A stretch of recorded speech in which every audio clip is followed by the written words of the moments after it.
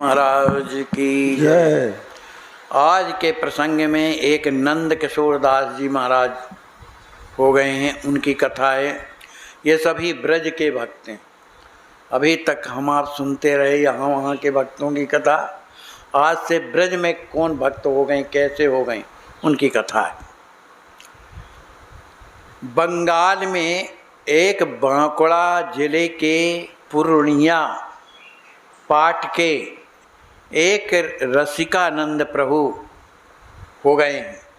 उनके बड़े जो पुत्र थे उनका नाम था नंद किशोर दास। ये माने नित्यानंद की पीढ़ी के थे, 7वीं पीढ़ी के थे। नित्यानंद जी और गौरांग महाप्रभु के चरित्र को सभी कोई जानता है, तो उन्हीं के ये वंशज थे। लेकिन नंद किशोर दास जी महाराज के जो पिता थे वो साकेत गोलोक पधार गए। उनकी माँ केवल बची। अब माता अत्यंत वृद्ध थी, इनका मन घर में नहीं लगता था, बिना मन के घर का काम करते थे। इन्हें ये मन में लगा करता था कि कोई हमें ऐसा कोई गुरु मिल जाता जो हमें शिक्षा भी देता, साथ साथ भजन की पद्धति को भी बताता कि भजन कैसे किया जाता है, भगवान की कृपा कैसे मिलती है और भगवान का दर्शन कैसे मिलता है। इस तरह की खोज में थे बाल्यावस्था से। तो इनका मन नहीं लगता था। लेकिन नंद किशोर जी, चूँकि नित्यानंद जी से संबंध था उनका, तो सभी कोई उनका आदर करते थे। सभी कोई उनका आदर के साथ साथ उन्हें इज्जत देते थे। अब चूँकि जो भी वैष्णव थे उनसे अगर नंद किशोर जी कहते थे कि हमें आप शिक्षा दीजिए, हमें आप भक्ति का रहस्य बताइए, तो वो खुद उन्हें प्रणाम करते थे। कैसे बताएं?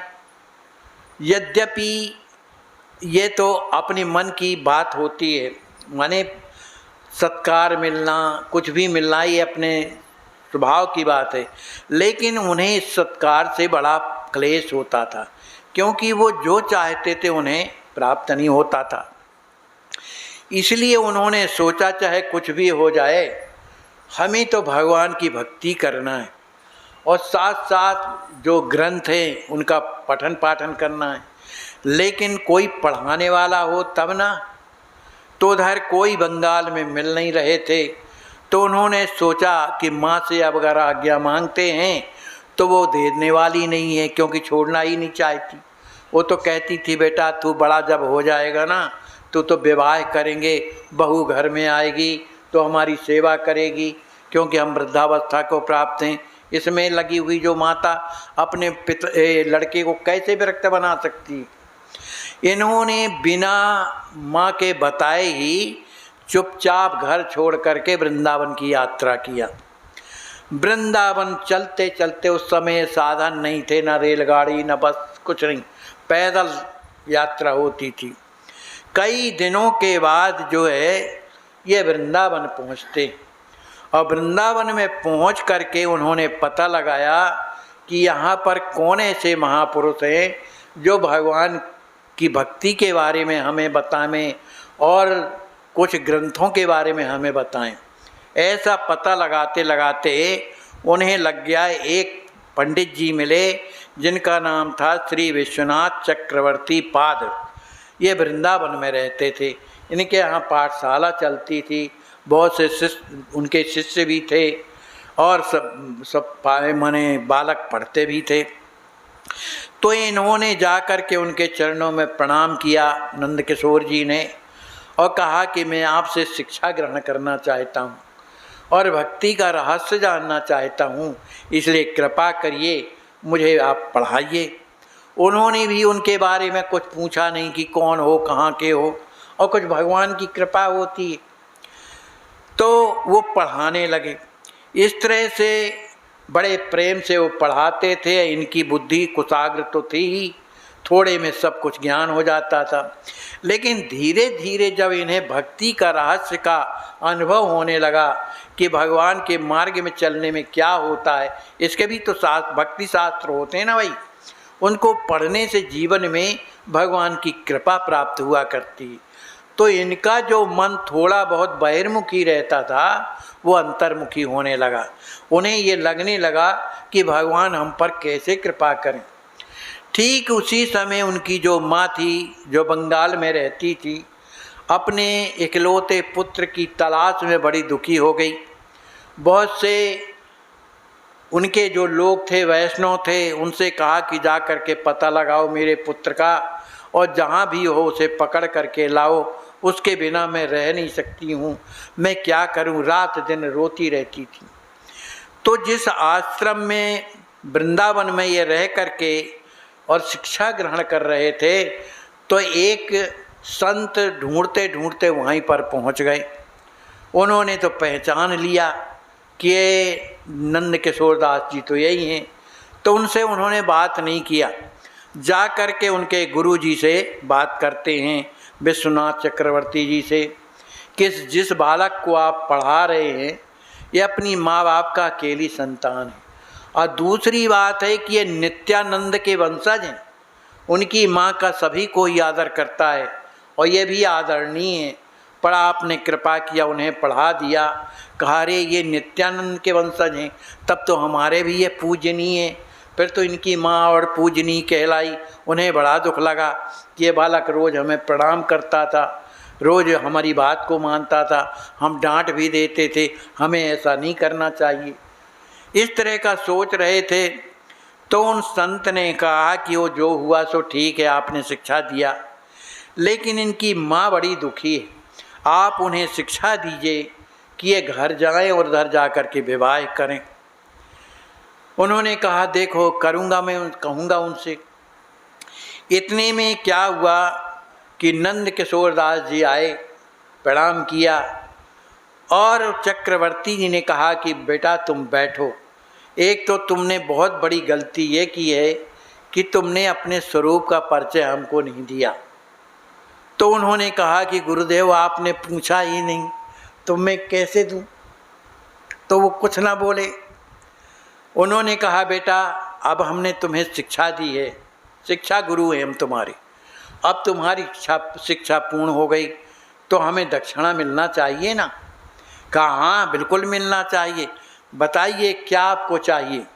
कहा जो हम मांगेंगे उसे दोगे, मैं अवश्य दूंगा। तो उन्होंने कहा तुम जाओ, मेरी गुरुदक्षिणा यही है कि तुम अपने घर जाओ और माँ की आज्ञा का पालन करो, विवाह करो जिससे उनको सुख हो। अब वो कुछ ना बोले, उन्हें बनना था बाबा जी। अब लेकिन गुरु जी की आज्ञा हो गई, वो लौट करके घर आते हैं। और जैसे ही घर लौट करके नंद किशोर जी आते हैं, माता जी ने जहाँ देखा अब तो लड़का बड़ा हो गया था, लिपट करके रोने लगी। बेटा हमको छोड़ करके तुम चले गए, तुमने अच्छा नहीं किया, पर बढ़िया रहा कि तुम कम से कम आ गए, अब मुझे बड़ी शांति। अब तुम एक काम करो, तुम्हारा मुझे विवाह करना है। अब वो कुछ नहीं बोल रहे। जब मन विवाह में है ही नहीं, अब गुरुजी की बरबस आज्ञा हुई है तो पूर्ण तो करना है। माता जी ने उनका विवाह कर दिया। विवाह हुआ, कुछ दिनों के बाद एक लड़का पैदा हुआ। जब लड़का पैदा हुआ तो उन्होंने माता जी को प्रणाम किया। कहा माता जी अब तुम्हारी सेवा के लिए तो बहू है और बहू के लिए लड़का है, तो मेरी आवश्यकता नहीं। अब मुझे आशीर्वाद दीजिए कि मैं वृंदावन में जा कर के और रहूँगा।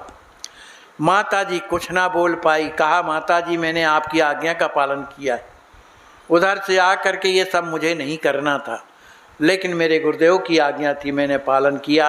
अब आप मुझे प्रसन्नता से विदा करो, नहीं जिस काम के लिए मैं जा रहा हूँ वो मेरा काम सिद्ध नहीं होगा।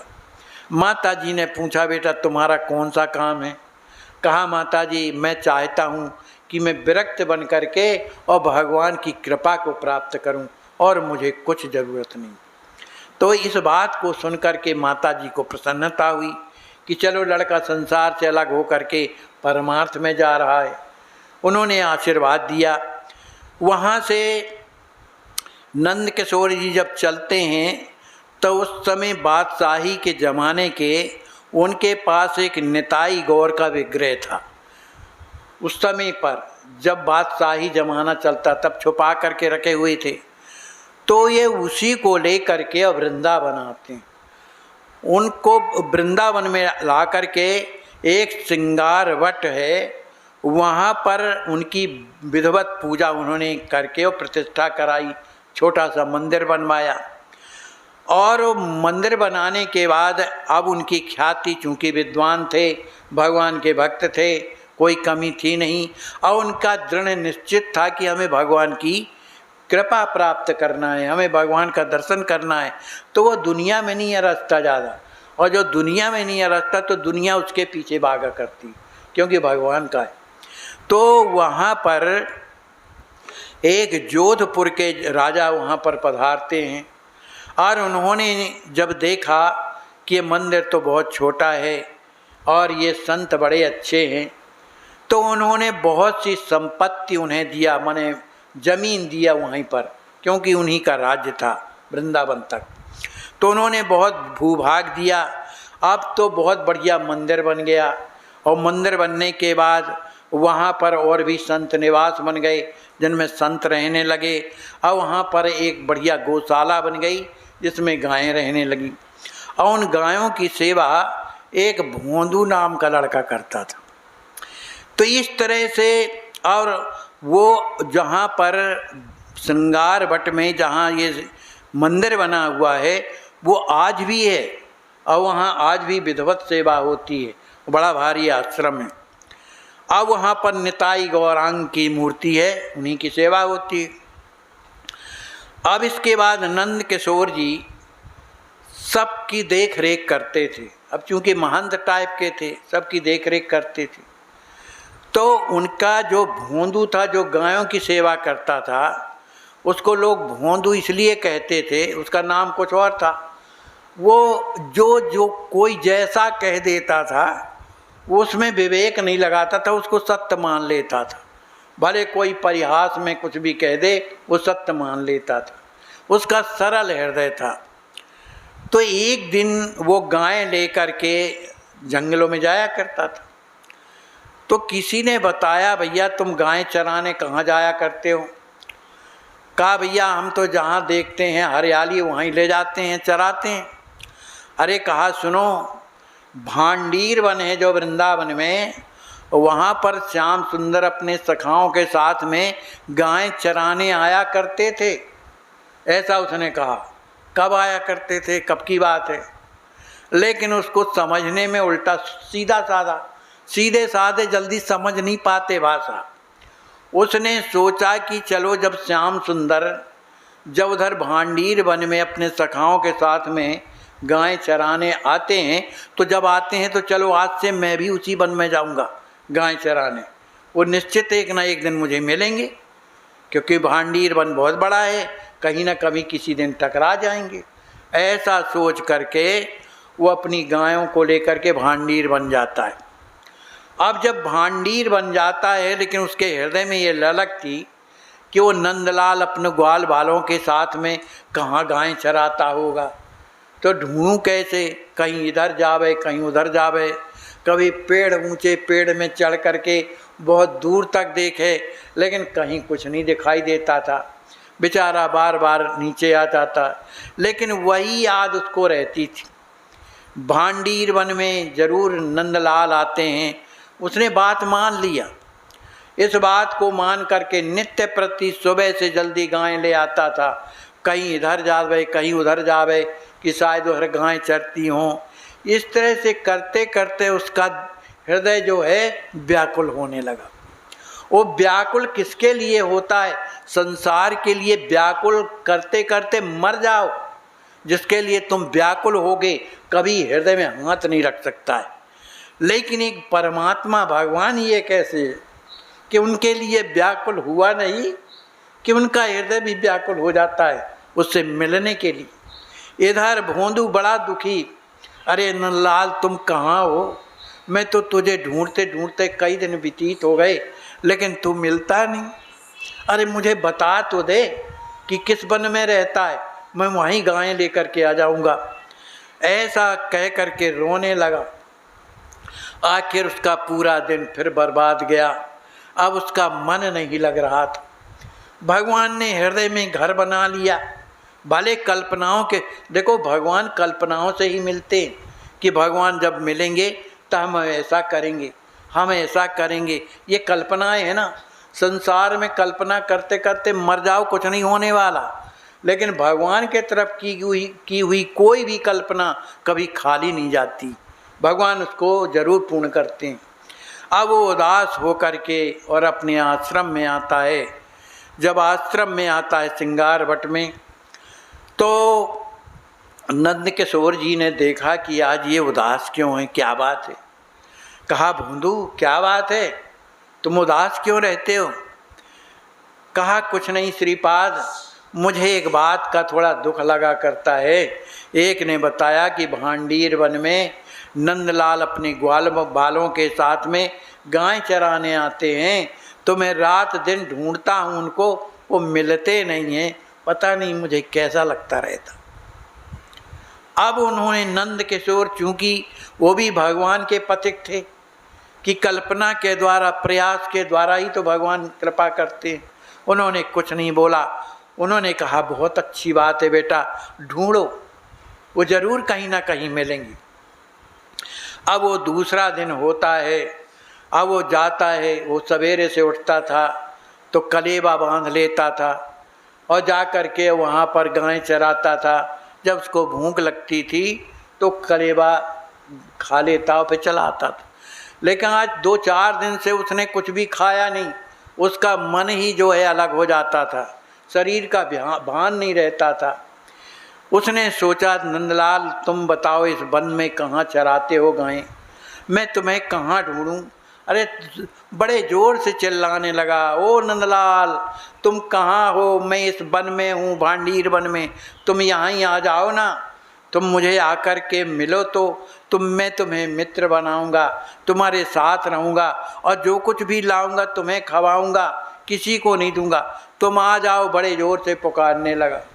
जब ऐसा पुकारने लगा तो उसने क्या देखा कि उसी भांडीर वन में एक तरफ से गायें चली आ रहीं, बड़ी सुंदर गायें जिसने कभी जीवन में देखा नहीं। उसने देखा भोंदू ने कि ये तो गायें चली आ रही, अरे इतनी सुंदर गायें, धीरे धीरे ग्वाल बाल दिखाई देने लगे। अरे निश्चित वही है, ग्वाल बाल तो यही हैं, लेकिन ये भी बड़े सुंदर दिखाई दे रहे, वो कहाँ है नंदलाल। तब तक दोनों भाई अपना पीछे पीछे चले आ रहे थे। उनको जहाँ उसने देखा लगा दिया दौड़ और जा कर के उनसे लिपट जाता है। भैया मैं तुमको ढूंढते ढूंढते परेशान हो गया, पर तुम आज मिले हो, किस वन में रहते हो। आप तो नंदलाल कुछ नहीं, हृदय का भाव जानते हैं। अरे भैया मैं भी तो इसी जंगल में रहता हूँ, लेकिन ये रहता है कि मैं दूर चला जाता था, लेकिन आज तुमने मुझे बुलाया ना तो मैंने सुन लिया था, इसलिए मैं आया हूँ गायों को लेकर के। बहुत अच्छा हुआ तुम आ गए। और ये कौन है जो तुम्हारे बगल में है। बलराम जी को कहा ये हमारे बड़े भैया। अरे बड़े भैया हैं, उनको तो प्रणाम किया। नंदलाल को प्रणाम नहीं किया, उसको तो मित्र मान लिया, हृदय से लगा लिया। अब कहा भैया एक काम करो, अब ये भोजन मेरे पास रखा है, सब कोई लोग जितने हो सब पाओ। अब वो जो लाया था भांडीर वन से, उधर से अपने श्रृंगार वट से, उसी को उसने खोला। उसमें क्या था, रोटी साग, इसके अलावा और क्या। उसी को खवाया, भगवान ने बड़े प्रेम से खाया। वो ये नहीं जान रहा है कि भगवान है, वो ये जानता है कि नंदलाल है, पर हमारा मित्र है, बस यही जानता है। खवाया पिवाया, कहा भैया सुनो एक काम कर दो, कितने लोग हो गिनती करो, आज तो पूजा नहीं किसी को, गिनती करो कितने लोग हो। सब मिलकर के 10-15 लोग थे। कहा ठीक है कल यहाँ बनेगा, दाल बाटी बनेगी, सब हम लोग बनाएंगे और यहीं पाएंगे। गिनती करके वहाँ पर अब तो बड़ा प्रसन्न। अब सवेरा जब होता है तो उसने महंत जी से, जो नंद किशोर जी थे, उनने कहा सुनो आज मुझे बहुत सा सामान चाहिए। वो नंदलाल के साथ में उनके सखा भी आ जाएंगे, उन सबको दाल बाटी पवाना है मेरे को, तो कुछ सामान दे दीजिए। अब वो तो सुन कर के रह गए। अरे भैया तू किस नंदलाल की बात करता है, कौन नंदलाल है रे? तूने कहा वही बंसी वाले नंदलाल, बंसी जो बजाते हैं। अरे बंसी वाले, अरे वो भैया तू वहाँ कहाँ पर पहुँच गया भांडीर वन में? अरे कहा रोज़ गाय चराने आते हैं। अब तो नंद किशोर जी सुन करके और रह गए। उन्होंने कहा ठीक है आज तुम ले जाओ, और कल के लिए ये कह देना उन नंदलाल से कि तुम्हारा जो निमंत्रण है हमारे श्रृंगार भट्ट में है, तो उनको तुम ले करके आना। कहा अभी कल ना कहूँगा मैं, कल तो मैं उनको पवाऊँगा, समय लगेगा, वो कैसे जल्दी आ जाएंगे, परसों फिर कहूँगा। कहा ठीक है। लेकिन इनको विश्वास नहीं हो रहा था कि भगवान ये होंगे, लेकिन वो ये भी जानते थे कि भोंदू कभी झूठ भी नहीं बोलता है। लेकिन अब देखते हैं क्या है। ये जब वहाँ पर जाता है तो सब ग्वाल बाल तैयारी करे थे, कोई कंडा बीन के रखे, कोई लकड़ियाँ बीन के रखे, कोई पानी ला के रखे, कोई ये पहुँचा बड़े आराम से। अरे तुम लोग देख रहे हो मेरा सिर फटा जा रहा, उतारो जल्दी। वो भी बड़ा नहीं था, सब सखा उतरवाए। उतरवाने के बाद पता नहीं कहाँ से परात आ गई, कहाँ से क्या हुआ, भगवान की लीला। लो बाटी टिक कर तैयार हो गई, दाल बाटी। कहा भैया पहले तुम लोग खाओ। नंदलाल ने कहा ऐसा नहीं होगा, तुम भी साथ में बैठ के पाओ तब अच्छा लगता है। अरे मेरे एक मित्र रहे, खाना खाए और दूसरा ना खाए। तो सब जितने ग्वाल बाल थे सब मिल करके पहले बांट के रख लिया और फिर अपना भोग लगा के और खाने लगे। आज इतना आनंद आया सबको। अब भगवान जहाँ है उधर किस बात की कमी, आनंद तो रहता ही है। अब बड़ा प्रसन्न हुआ, प्रसन्न हो करके अपनी गाय लिया शाम को और चला आया। अब नंद किशोर जी को तो लगा कि पूछें तो ये क्या कहता है। पहुंच गए उसके पास, क्यों रे भोंदू क्या हुआ? अरे जो जितना ले गया था ना सब समाप्त हो गया, एक भी जो अन्न का दाना नहीं बचा, सब समाप्त। सब कहते थे बड़ा अच्छा लगा। अच्छा तो एक काम करो, कल तुम ले जाओ लेकिन परसों के लिए ज़रूर निमंत्रण कर देना, याद रहेगा? कहा हाँ याद रहेगा। फिर बांधा सामान अमान और ले जा कर के वहाँ जब सब कुछ बन के तैयार हुआ, सब ने पाया। अब दोपहर की बात है। उन्होंने कहा नंदलाल एक बात है, मैं एक बात बताना चाहता हूँ, तुझे बड़ी प्रसन्नता होगी। कहा भैया बोल, क्या कहता है? कहा जो हमारे महंत जी हैं ना श्रृंगार भट्ट में, उन्होंने तुम्हारा कल दाल बाटी का निमंत्रण किया है, जितने भी ग्वाल हैं सब जाएंगे। अब भगवान तो कुछ ना बोले, मन उदास हो गया। तो वो बोला भोंदू अरे तू कैसा करता है, मुँह बनाता है। कहा भाई देख हमारा प्रेम तुझसे है, तो तुम्हारे महंत से नहीं है हमारा। हमें तुम्हारे महंत से क्या लेना देना है कि हम उनके यहाँ जाएं श्रृंगार भट्ट में, हमारा तो प्रेम तुम्हारा है। कहा नहीं वो भी तो हमारे हैं, उन्हीं का न रोज तुम पाते हो और उन्हीं के यहाँ निमंत्रण में नहीं जाओगे। भगवान ने कहा भैया कुछ भी हो, हम ये निमंत्रण स्वीकार नहीं करते और न हम कहीं जाते हैं, और तुम्हारे जो महंत हैं तो तू जान और तेरा महंत जाने, बाकी हम नहीं जाएंगे। अब तो भोंदू नाराज़ हो गया उनके ऊपर। ठीक है नहीं जाओगे? कहा बिल्कुल ना जाएंगे। कहा एक बार और सच्ची बता दे, जाएगा कि न जाएगा? कहा कह तो दिया भाई नहीं जाएंगे। ठीक है। कहा ठीक है, हम भी अब बात से तेरे से कोई मतलब नहीं। जब हमारे महंत जी से भी तेरा कोई मतलब नहीं है तो हमारा भी तेरे से कोई मतलब नहीं। हम अपनी गाय अलग करके और हम जा रहे हैं। उसने गायों को अपनी अलग किया, अब लड़के ही तो हैं, अलग किया और चल दिया गायों को लेकर के। इधर भगवान सोचे कि बताओ ये तो हमसे नाराज़ होकर चला गया और हमने कैसे उसको कह दिया कि हम नहीं जाएंगे। आवाज़ लगाई भगवान ने, अरे भैया अरे मित्र सुनो तो।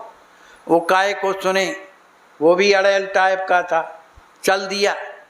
अब भगवान ने सोचा क्या करें, ये जा कर के जहाँ गायें जा रही थीं उसी के सामने हाथ जोड़ करके नंदलाल और खड़े हो गए। हाथ जोड़ करके खड़े हो गए। अरे कहा भैया मेरी बात तो सुन लो, फिर इसके बाद जाना। तो भोंदू ने जब देखा कि हाथ जोड़े है तो भगवान की आंखों में आंसू देखा उसने। जब भगवान की आंखों में आंसू देखा तो उसके भी हृदय में उनके प्रति वेदना हुई, उसके भी आंसू बहने लगे। वो भी हाथ जोड़ लिया। बोल भैया क्या कहना चाहता। अरे कहा भैया भोंदू तू आधी बात तो सुनता है, पूरा तो सुनता नहीं। मैंने तुम्हारे महंत के यहाँ जाने का मना थोड़ी किया था, तुम मेरी पूरी बात नहीं सुनता। मैं जो है श्रृंगार वट इसलिए नहीं जाता हूँ कि वहाँ राधा रानी का राज्य है, और तुम जानते हो कि राधा रानी से हमारी नातेदारी है। तो वहाँ हम लोग नहीं जाया करते हैं, ना हमारे बाबा जाते हैं, और तू वहाँ ही रिश्तेदारी में बुलाना चाहता है, इसलिए हम नहीं जाते। तो एक काम कर, तुम्हारे जो नंद किशोर जी हैं ना महंत, वो भी हमारे प्यारे हैं, ऐसा नहीं, वो भी प्यारे हैं। अगर उनको हमसे मिलना है तो अपने सिर में खुद सामान दाल बाटी का लेकर के इसी भांडीर वन में आवें, और तब हम उनके हाथ का प्रसाद पाएंगे। ऐसा जब कहा बड़ा प्रसन्न हुआ। अब ये तो नंद किशोर उसकी बाट में थे कि क्या बोल रहा है। जा कर के और अपनी गायों को बांधा। इतने में नंद किशोर जी पहुंच गए। उसके बाद भोंदू क्या बात है, कुछ हुई बात। अरे कहा पहले तो नाराज हो गया था, तो मैं भी नाराज हो गया उसके ऊपर, मैं वो बात नहीं किया, मैं भी भाग आया। तो फिर क्या हुआ, कहा वो हाथ जोड़ने लगा, रोने लगा था, तो मेरे को भी रो आया। तो मैंने कहा भैया बोल। काम जो है श्रृंगार भट्ट नहीं जाते हैं, वो राधा रानी का क्षेत्र है, इसलिए हम नहीं जाते हैं। अगर तुम्हारे नंद किशोर चाहें हमसे मिलना तो अपने सिर में पूरा सामान दाल बाटी का ले कर के यहाँ आवें, तो हम जो है उनकी सेवा स्वीकार करेंगे। अब इतना जब सुना नंद किशोर जी ने तो प्रसन्न हो गए, लेकिन पूरा विश्वास नहीं हो रहा था कि ये भगवान ही होंगे। भाई देखो, ये कितने भी ज्ञानी बन जाओ, जब तक उनकी कृपा नहीं होगी तब तक हृदय में विश्वास नहीं होगा, है ना। भक्ति का प्रथम लक्षण क्या है? विश्वास। जब तक विश्वास नहीं है भगवान की कृपा दूर रहती। रात दिन सत्संग करते हैं हम, कब हृदय में लगता है कि हमें भगवान की प्राप्ति हो, है ना। तो विश्वास नहीं हो रहा था। अब तो नंद किशोर ने अपने सिर में रखा पोटली। कभी अभ्यास तो था नहीं, महंत थे, बड़े सुकुमार थे, लेकिन अब सिर में पोटली रख करके और आगे आगे भोंदू चल रहा था। जब उस भांडीर वन में जब पहुंचते हैं तब देखते क्या है कि गायें चर रही और दोनों भाई एक पेड़ के नीचे खड़े हुए हैं और मंद मंद मुस्कुरा रहे हैं। इस छवि को जब नंद किशोर जी ने देखा, बड़े प्रसन्न हो गए कि ये तो प्रभु हैं।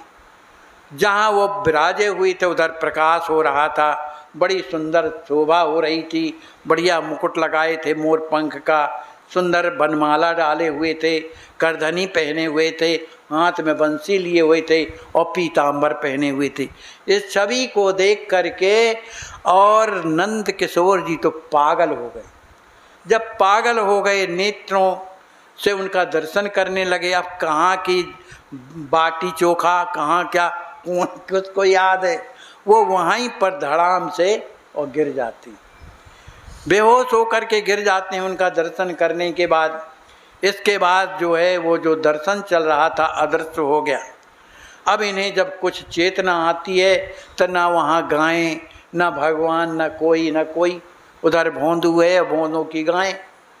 अब वो तो व्याकुल हो गए। जब व्याकुल होकर के रोने लगे, प्रभु आपने कृपा तो किया लेकिन पूर्ण कृपा नहीं किए, कम से कम आपके चरणों में तो माथ रख लेता, इसीलिए तो मैं साधु बना था, नहीं मेरा और क्या प्रयोजन था। लेकिन भगवान तो अंतर ध्यान हो गए थे। उन्हें आकाशवाणी होती है कि आप आधीर ना हो, पर घर जाओ, माने अपने आश्रम को जाओ और मेरी जहाँ जहाँ लीला स्थली है उसका वर्णन करो, और जो जो मैंने मैंने लीला करी है उन सब लीलाओं का चिंतन करके और लिखो कुछ ना कुछ, जिससे भक्तों को लाभ मिले। लेकिन उन्होंने प्रार्थना किया, प्रभु आपने कौन कौन सी लीलाएं की हैं, मैं क्या जानूंगा। तो भगवान ने आकाशवाणी से कहा कि जो भी तुम सोचोगे सब हृदय में तुम्हारे अपने आप तुम्हें दर्शन होगा, इसलिए तुम लीला लिखो जा करके। प्रभु की उस आज्ञा को मान करके श्रीपाद वृंदावन में अपने आश्रम में आते हैं। अब वहाँ पर उन्होंने एक ग्रंथ लिखा, श्री वृंदावन लीलामृत, और एक ग्रंथ और लिखा, श्री श्री रस केलिका। इसमें भगवान के रसों का वर्णन होता है, किस रस से कैसे भगवान की प्राप्ति होती। इस तरह का उन्होंने 2 ग्रंथ लिखे। अंत में भगवान की उस बाकी छवि को, जिनका उन्होंने दर्शन किया था, अपने हृदय में बैठाए, उन्हीं के लिए निरंतर रोते रहते थे। अंत में उनका जीवन भगवान के धाम गोलोक को पधार गया। बोलिए श्री सीताराम जी महाराज की जय।